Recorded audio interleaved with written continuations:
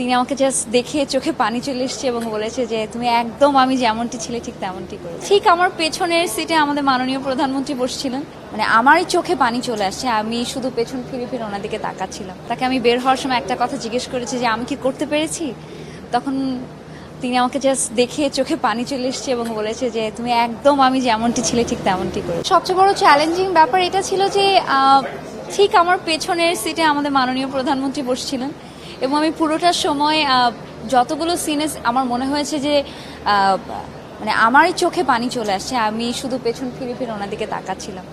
So আমরা যারা সাধারণ দর্শক বা আমরা এটার অংশ ছিলাম, আমরা এত ইমোশনাল হয়ে গেছি। আর যার জীবনে এটা হয়েছে আসলে স্বয়ং তিনি বসে আছেন, তার কি ফিল হচ্ছিল এটা আসলে আমরা কখনোই বলতেও পারবো না, ওইটা এক্সপ্রেসও করতে পারবো না। বাট হ্যাঁ, আমি মনে করি I am one of those very very lucky person যে আমার নসিবে জুটেছে যে আমি এত বড় একটা প্রজেক্টের মধ্যে আমাদের মাননীয় প্রধানমন্ত্রী শেখ হাসিনার ইয়াং এইজের ক্যারেক্টারটা প্লে করতে পেরেছি।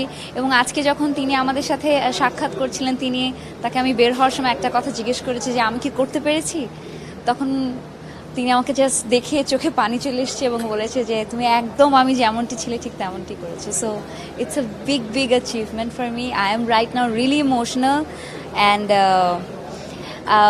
এই তো ফিলিং ভেরি ব্লেসড, আলহামদুলিল্লাহ। এত সুন্দর সুন্দর মুহূর্ত পুরো ছবিটা জুড়ে আপনারা সবাই দেখেছেন। প্রত্যেকটা মুহূর্তই কিন্তু আমাদের আসলে একটা স্মৃতির পাতায় নিয়ে যায়। আমরা যেগুলো ছোটবেলায় সমাজ বিজ্ঞান বইতে পড়েছি সেই নামগুলোকে আজকে আমরা পর্দায় দেখতে পেয়েছি।